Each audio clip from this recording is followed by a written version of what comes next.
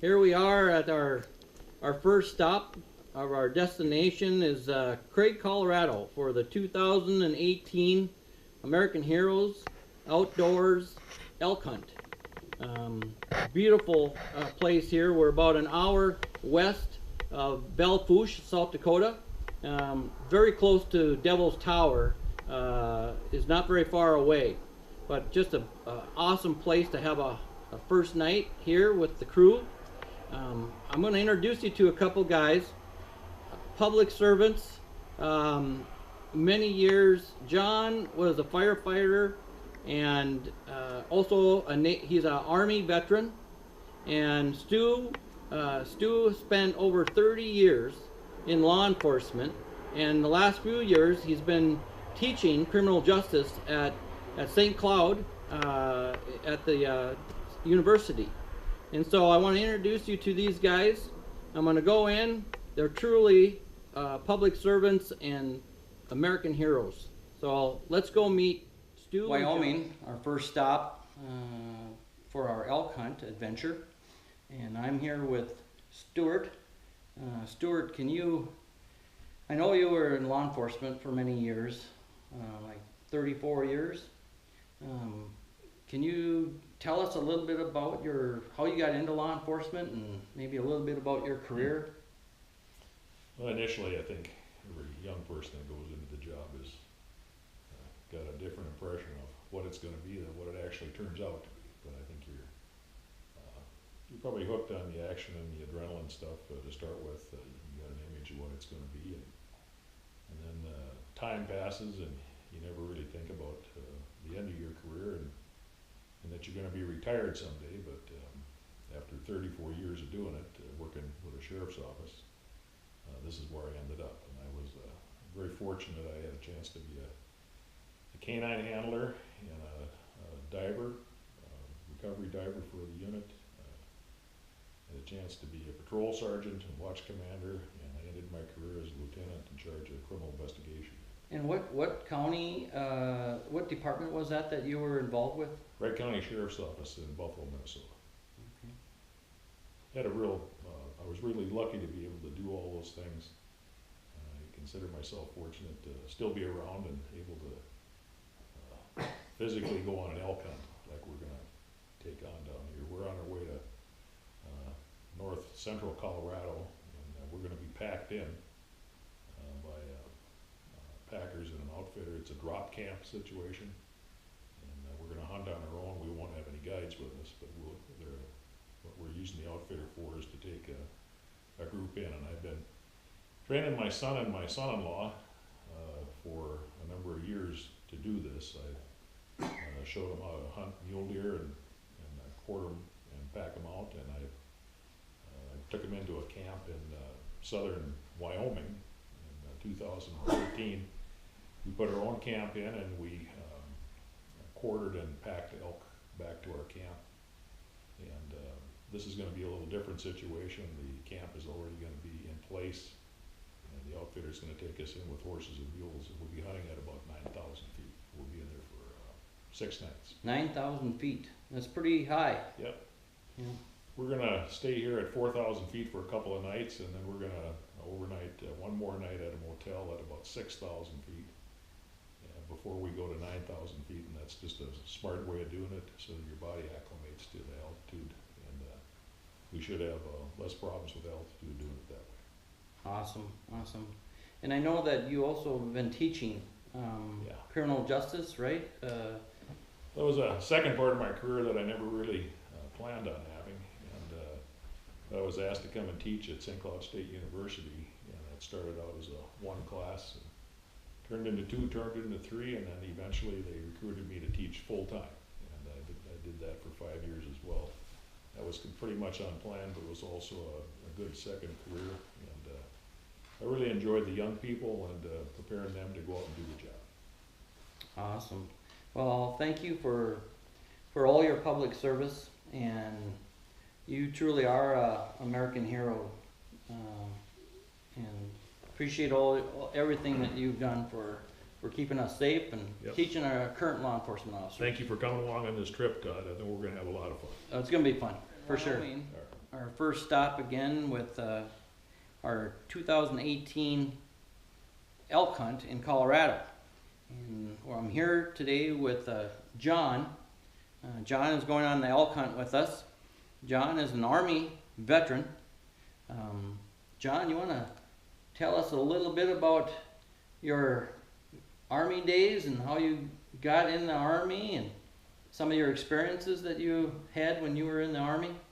Okay, I was in the Army Reserves for 6 years, and I got in because of a friend of mine that was a major, that was a recruiter in town and also a member of the Army Reserve, and he got me into the local unit that had trained with M48 tanks, and they weighed 49.5 tons, and they were a large tank with a 90mm cannon on it, and the turret had a 50 caliber machine gun, and we had two 30 calibers on the sides of the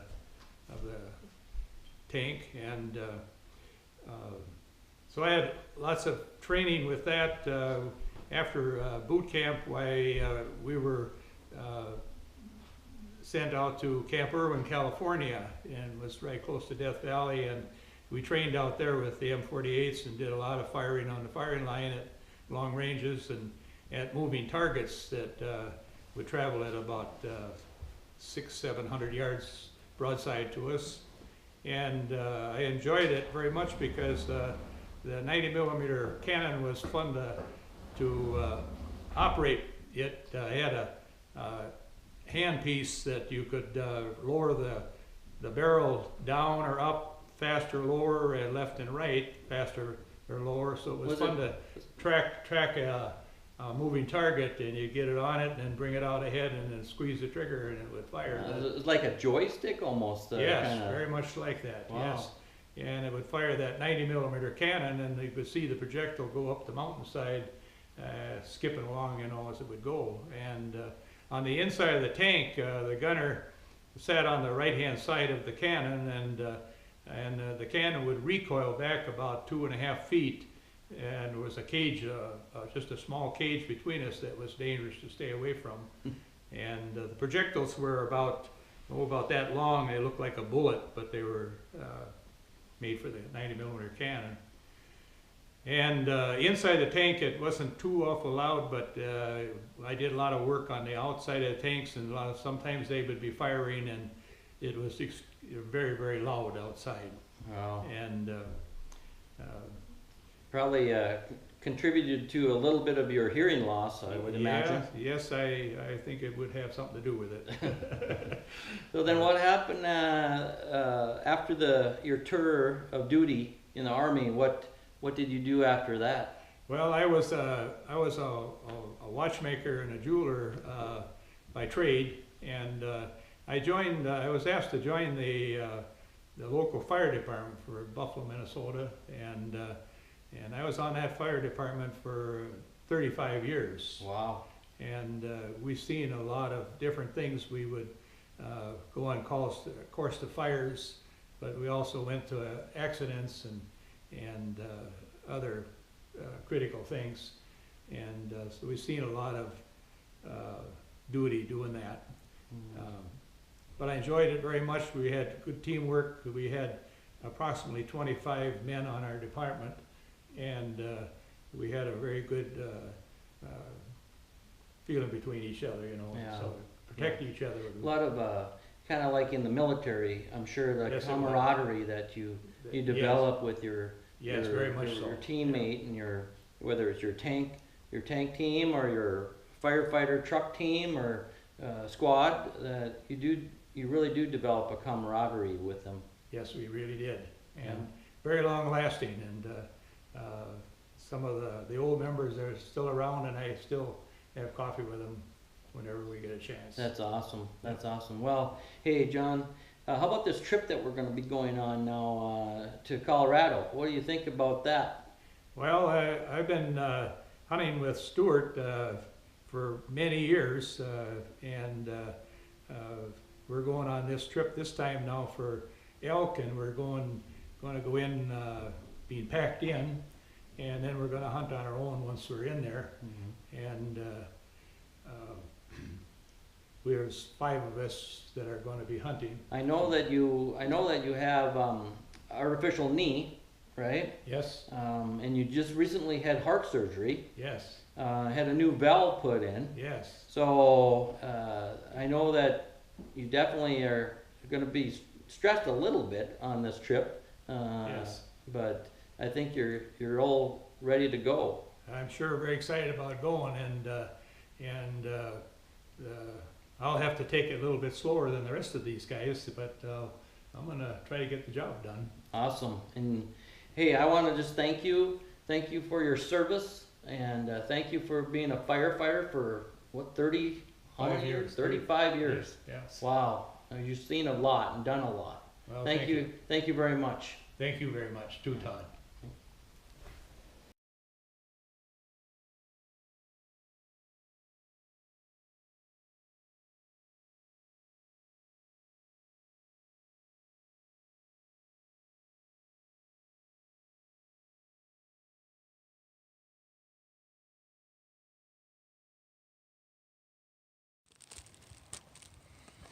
All right, here we go.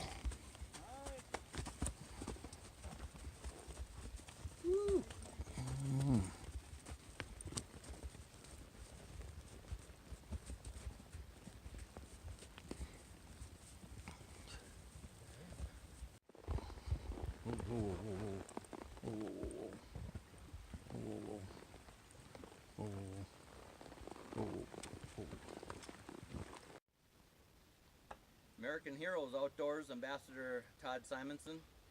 We're here out in Colorado Rockies, 9,000 foot elevation, and I'm here with Stu and John, a couple heroes, public servants. Stuart, over 30 years in the law enforcement community, and John, Army veteran, tank operator. Awesome guys to have up here with me. We had a great hunt and all the smoke coming from our tent. So thank you guys for your service in law enforcement, and thank you for your Army time. Appreciate it.